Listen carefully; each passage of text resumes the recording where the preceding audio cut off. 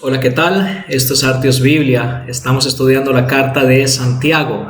El tema central que estamos usando como guía para el estudio de toda la carta es el siguiente: ¿cómo alcanzar el telos de Dios en medio de la diáspora? Entiéndase telos por el propósito, la meta, el fin último de Dios para nosotros sus hijos, y entiéndase la diáspora, la situación de dificultades, de pruebas, de pobreza, de opresión que los lectores originales de la carta estaban viviendo y que también en nuestro caso vivimos.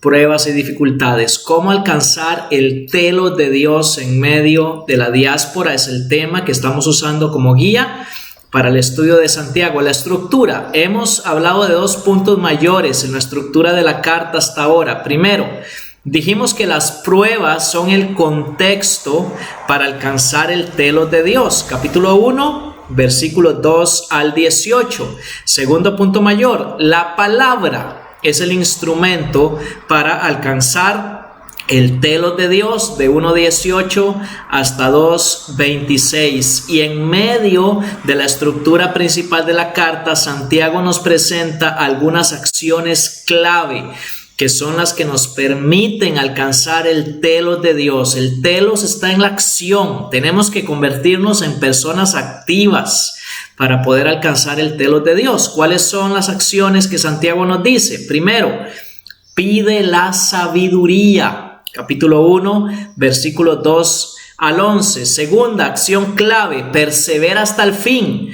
Capítulo 1 del 12 al 18, y la tercera acción clave es practica la palabra, de 1:18 hasta el 2:26. Aunque en el video anterior hablamos un poquito del final del capítulo 1, quiero volver a leer los versículos 26 y 27. Santiago 1, 26 y 27 dice así: si alguno se cree religioso, pero no refrena su lengua, sino que engaña a su propio corazón, la religión del tal es vana. La religión pura y sin mancha delante de nuestro Dios y Padre es esta: visitar a los huérfanos y a las viudas en sus aflicciones y guardarse sin mancha del mundo. Ahora, Santiago lo que hace en estos 2 versículos es contrastar la religión falsa con la religión auténtica, y él da 3 evidencias que nos permiten ver la diferencia entre estas 2 clases de religiones. Primero, refrenar la lengua. Segundo, visitar a los más vulnerables. Él habla de huérfanos y viudas, las personas más necesitadas en su sociedad y muchas veces en la nuestra también. Visitar significa socorrer, ayudar, proveer para las necesidades de los más vulnerables, de los más necesitados. Y la tercera evidencia que nos ayuda a distinguir la religión auténtica de la falsa es guardarse sin mancha del mundo. Ahora, Santiago va a elaborar más detenidamente el segundo elemento de la religión auténtica, o sea, la compasión hacia los pobres, hacia los vulnerables, hacia los necesitados. Él va a elaborar este aspecto importante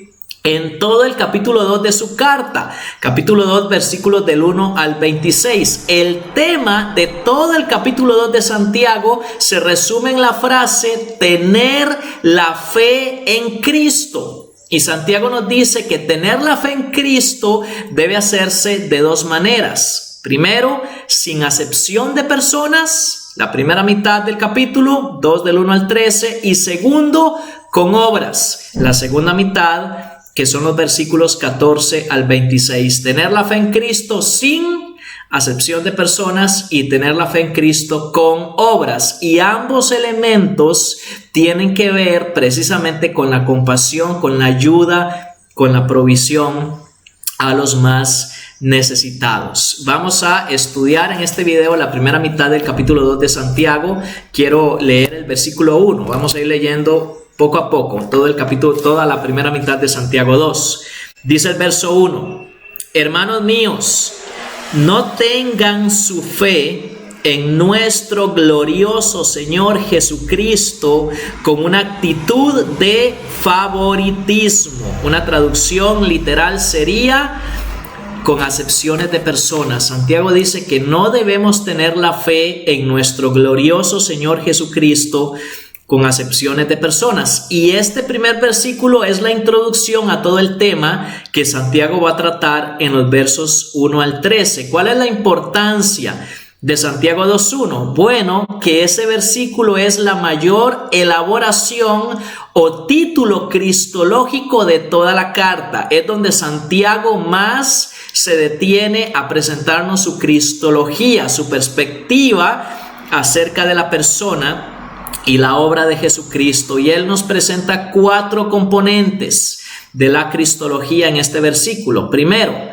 el señorío de Cristo. Él es el Señor nuestro. El señorío de Cristo es el énfasis cristológico de la carta. Jesús es nuestro Señor y por tanto nosotros debemos estar sujetos, sometidos a Él. El señorío de Jesús y nuestra sujeción a Él es el énfasis cristológico de Santiago. Después, el segundo elemento cristológico es Jesús, que es el nombre salvífico del Señor, resume su obra salvífica. Pero el tercer componente, el título Cristo, que nos habla de su mesianidad, de su reinado, es el título mesiánico principal para Jesús en todo el Nuevo Testamento. Entonces, estos dos elementos, Jesús y Cristo, engloban la obra de Jesús como Salvador y como Mesías, como Rey en todo el Nuevo Testamento y aquí en Santiago 2:1.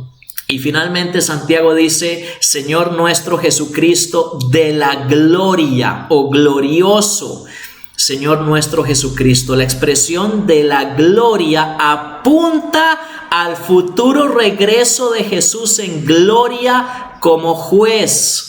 Va a ser un énfasis al final de la carta, capítulo 5, versículos 7 al 12. Jesús vuelve en gloria como juez a juzgar a su pueblo y a juzgar a los que no pertenecen a su pueblo. Y este énfasis escatológico de la carta, este énfasis en el futuro regreso de Jesús, en su futuro juicio, en su futura gloria, en su futuro reinado, conecta precisamente con el tema que Santiago va a tratar en los versículos 1 al 13, porque vamos a ver más adelante que toda esa sección de Santiago 2 tiene que ver con cierta clase de juicio que muchas veces nosotros hacemos equivocadamente. Muy bien, avancemos en nuestra lectura de Santiago capítulo 2. Voy a leer los versículos 2 hasta el 7. Dice así: porque si en vuestra congregación entra un hombre con anillo de oro y vestido de ropa lujosa, y también entra un pobre con ropa sucia, y dais atención especial al que lleva la ropa lujosa, y decís, tú siéntate aquí en un buen lugar, y al pobre decís, tú estate allí de pie, o siéntate junto a mi estrado, ¿no habéis hecho distinciones entre vosotros mismos y habéis venido a ser jueces con malos pensamientos? Hermanos míos amados, escuchad, ¿no escogió Dios a los pobres de este mundo para ser ricos en fe y herederos del reino que Él prometió a los que le aman? Pero vosotros habéis menospreciado al pobre. ¿No son los ricos los que os oprimen y personalmente os arrastran a los tribunales? ¿No blasfeman ellos el buen nombre por el cual habéis sido llamados? Y esta sección del capítulo 2 nos presenta el problema que Santiago está atacando acá. Son las acepciones de personas dentro de la comunidad cristiana. ¿En qué consisten estas acepciones de personas o favoritismos? Precisamente consisten en privilegiar o beneficiar al rico y por el contrario, menospreciar o perjudicar al pobre. ¿Cómo se manifiestan estas acepciones de personas? Hay 3 concretizaciones de ellas en medio de la comunidad a la que le escribe Santiago.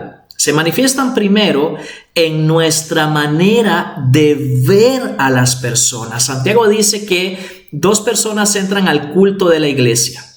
Uno está bien vestido, tiene señales de estatus, lleva en su dedo un anillo de oro, y otro lleva ropa pobre, lleva ropa sucia, lleva ropa andrajosa. Y la acepción de personas inicia en el momento en que miramos a cada una de estas personas. Santiago enfoca la apariencia exterior de cada uno de estos varones, y es ahí, en nuestra percepción, en nuestra mirada de su apariencia externa, donde comenzamos a hacer juicios equivocados y donde comenzamos a practicar el pecado de la acepción de personas.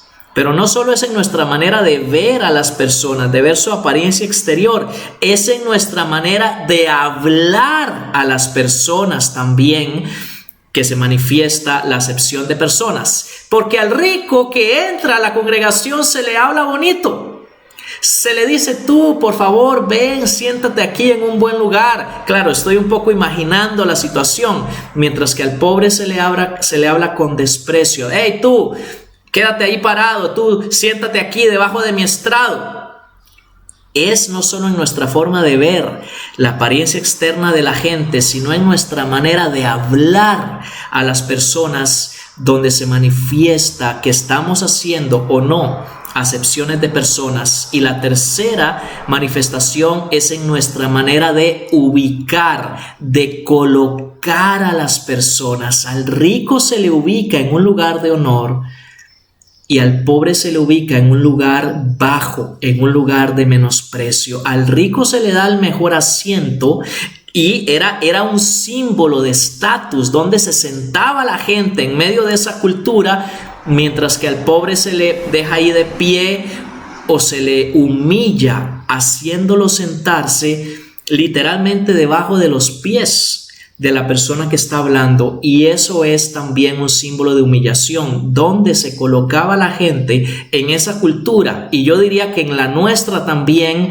era una señal de honra o de deshonra. Y en el caso de esta gente, estaban honrando al rico y deshonrando al pobre en tres maneras: como los miraban, como les hablaban y dónde los ubicaban. Así se manifiestan las acepciones de personas. ¿Dónde está el pecado en esto? En los versículos 4 hasta el 7, Santiago nos va a decir que el pecado de las acepciones de personas consiste en hacer juicios perversos. Dice en el verso 4 que los que hacen acepciones de personas se colocan a sí mismos en el lugar de jueces, pero con razonamientos perversos. Por cierto, la palabra que se utiliza ahí en Santiago 2:4 para hablar de distinciones es la misma que se usó antes en capítulo 1, versículo 6, para describir la duplicidad de nosotros los seres humanos. La duplicidad es un tema que recorre toda la carta de Santiago y que encuentra expresión comunitaria precisamente en las distinciones, en los favoritismos, en las acepciones de personas. El pecado está en que hacer acepciones de personas es hacer juicios perversos, es juzgar diferente a la manera en que Dios juzga. Porque según los versículos 5 y 6, Dios ha honrado a los pobres, Dios los ha hecho herederos de su reino, ricos en fe. Pero muchas veces nosotros los menospreciamos. Eso hacían los lectores de Santiago. Juzgaron a los pobres a la inversa de como Dios lo hizo. Mientras Dios los puso arriba, ellos los están poniendo abajo. Pero también son juicios perversos, porque es juzgar diferente al trato de las personas. Lo irónico de esta situación es que esa comunidad cristiana estaba tratando bien a los ricos opresores, a los que los estaban arrastrando a los tribunales, a los que blasfemaban el glorioso nombre de nuestro Señor Jesucristo, que Santiago ya presentó en el versículo 1. Mientras que los ricos hacían daño a la comunidad misma y a Jesús, blasfemando de él, los cristianos estaban honrando a los ricos. Eso es un juicio perverso. Juzgar diferente a Dios y juzgar diferente al trato de las personas. Ahora, quiero que notemos cómo todo este contexto de este pasaje tiene que ver con el juicio. Tiene que ver con el juicio. Y vamos a hablar un poquito más de esto conforme avancemos. Voy a leer los versículos 8 al 13 de Santiago capítulo 2. Dice así: si en verdad cumplen la ley real conforme a la Escritura, amarás a tu prójimo como a ti mismo, bien hacéis. Pero si mostráis favoritismo, cometéis pecado y sois hallados culpables por la ley como transgresores. Porque cualquiera que guarda toda la ley, pero tropieza en un punto, se ha hecho culpable de todos. Pues el que dijo, no cometas adulterio, también dijo, no mates. Ahora bien, si tú no cometes adulterio, pero matas, te has convertido en transgresor de la ley. Así hablad y así proceded, como los que han de ser juzgados por la ley de la libertad, porque el juicio será sin misericordia para el que no ha mostrado misericordia. La misericordia triunfa sobre el juicio. ¿Cuál es el peligro de hacer acepciones de personas? Es el juicio de Dios mediante la ley. Todo el contexto de este pasaje está enmarcado en una situación de juicio. Ellos estaban haciendo juicios perversos, a la vez que los ricos estaban arrastrándolos a los tribunales, y Santiago termina diciendo: el que hace acepción de personas se pone en peligro de caer bajo el juicio de Dios. ¿Cómo juzga Dios? Mediante su ley. En los versículos del 8 al 11 de Santiago capítulo 2, Él nos va a hablar del juicio presente de la ley. La ley nos juzga, la ley de Dios, la ley divina nos juzga en el presente por medio de 4 criterios principales. Primero está el criterio de su núcleo central. El núcleo central de la ley moral de Dios es el amor al prójimo. En el Antiguo Testamento está resumido en Levítico 19:18, el pasaje que Santiago cita ahí en el versículo 8 del capítulo 2. Ahí se resume, ahí se concentra la ley moral de Dios. En el Antiguo Testamento: amarás a tu prójimo como a ti mismo. Ese es el núcleo, el corazón, el centro de la ley moral de Dios.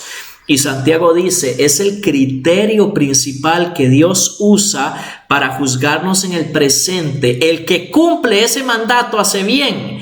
El que no lo cumple, haciendo acepción de personas, está cayendo bajo el juicio de Dios por medio de su ley. El segundo criterio del juicio presente de la ley es su unidad indivisible. Santiago dice en el versículo 10, la ley es como una cadena. Tú no puedes romper un eslabón sin romper toda la cadena. No puedes guardar toda la ley, incumplir solo un mandamiento y decir que ya guardaste toda la ley. Incumplir un mandamiento es haber quebrado toda la ley.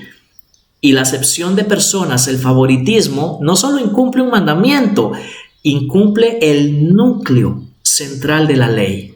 La unidad indivisible de la ley es un criterio de juicio. El tercero es su dador supremo. En el versículo 11, Santiago nos habla de aquel que nos dio la ley, de aquel que estableció los mandamientos y prohibiciones de la ley, de aquel que dijo no mates, no adulteres y todos los demás mandamientos que presenta la ley. La ley es la expresión del carácter del Dios que nos la ha dado. Ahí radica la importancia de la ley. No es simplemente una colección de mandamientos y prohibiciones, es la concretización, la manifestación externa del carácter, de la santidad, de la justicia, de la verdad de su dador supremo. Y como la ley refleja el carácter de su dador, vamos a ser juzgados en el presente de acuerdo a la expresión del carácter de Dios mediante la ley. Y el cuarto criterio del juicio presente de la ley son sus prohibiciones específicas, prohibiciones como no mates, no adulteres y todas las demás que aparecen en la segunda tabla de la ley, en la tabla que tiene que ver con el amor al prójimo, con el trato que damos a los demás. Ese es un criterio fundamental del juicio presente de la ley. Cuando una persona incumple alguno de estos criterios, dice Santiago, el veredicto de la ley, el veredicto del juicio de Dios es culpable, es transgresor. Cualquiera que hace acepción de personas está incumpliendo cada uno de estos criterios y es culpable. El veredicto es transgresor de la ley de Dios. Pero Santiago cierra el pasaje, los versículos 12 y 13, hablándonos del juicio futuro de la ley. Y aquí hay, en este juicio futuro de la ley, tres criterios que Dios va a usar para juzgarnos en el futuro. El primer criterio es la integralidad del juicio. Santiago dice, así hablen y así hagan, como los que van a ser juzgados por la ley de la libertad. El juicio futuro de la ley se va a basar en nuestro hablar y en nuestro hacer, en nuestras palabras y en nuestras acciones. Si seguimos leyendo la carta de Santiago, vamos a ver precisamente que vamos a ser juzgados por lo que hablamos y por lo que hacemos. Por ejemplo, capítulo 4, versículos 11 y 12. La ley nos va a juzgar de manera integral, palabras y acciones. El segundo criterio del juicio futuro de la ley es el propósito de la ley que produce libertad, dice Santiago. ¿Libertad de qué? Libertad de la condenación. Hermanos, la ley de Dios nos fue dada para libertarnos del juicio de Dios, no para que caigamos bajo el juicio de Dios. Y ese es un criterio que Dios va a usar en el futuro para juzgarnos. Y el tercer criterio del juicio futuro de la ley es el de la primacía de la compasión. La primacía de la compasión en el verso 13. Qué importante esto, porque en sentido negativo, Santiago dice que al que no hizo compasión, el juicio de Dios le va a llegar sin compasión. Pero en sentido positivo, Santiago dice que la compasión triunfa sobre el juicio. El que hizo compasión va a recibir un veredicto favorable en el juicio de Dios. La ley nos juzga en el presente y en el futuro de acuerdo a los criterios que Dios ha establecido. Cerremos este video, este estudio de Santiago 2 del 1 al 13 con una aplicación. Es tan importante, hermanos, lo que Santiago nos está diciendo en todo el capítulo 2 de su carta. Es más, desde el versículo 27 del capítulo 1, lo que Santiago dice es que nuestro trato a los pobres es una evidencia concreta de la autenticidad o de la falsedad de nuestra fe en Cristo. Escucha de nuevo esto que es tan importante. Nuestro trato a los pobres es una evidencia de la autenticidad o de la falsedad de nuestra fe en Cristo. Así comienza esta sección de la carta. Religión falsa versus religión auténtica, y luego viene el tema de la acepción de personas, del menosprecio a los pobres. Nuestro trato a los pobres manifiesta si nuestra fe es auténtica o falsa, como Santiago va a seguir diciendo en la segunda mitad del capítulo 2. ¿Qué tiene que ver esto con nosotros hoy? Yo creo que difícilmente vamos a hacer lo mismo que hacían los lectores de Santiago, mucho menos ahora que tenemos este pasaje. Difícilmente le vamos a hablar así a un pobre o lo vamos a humillar así en público como hacía esta gente.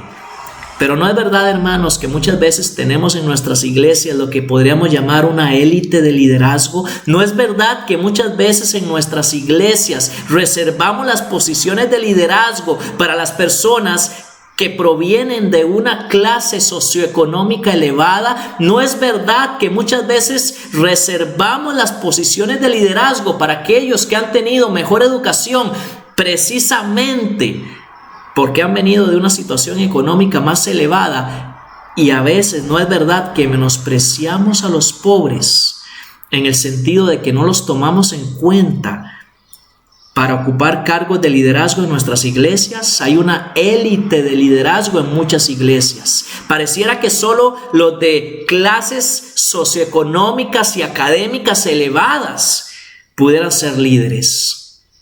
Yo pienso, hermanos, que esa es una manifestación de las acepciones de personas que Santiago combate y condena en este pasaje. Es pecado, transgrede la ley. Tengamos cuidado de no menospreciar, de no poner debajo a los que Dios ha honrado, a los que Dios ha puesto arriba. Y espero que este estudio nos ayude a ser más cuidadosos en este aspecto tan importante de nuestra fe. Yo soy Mauricio Acuña y que el Señor te bendiga.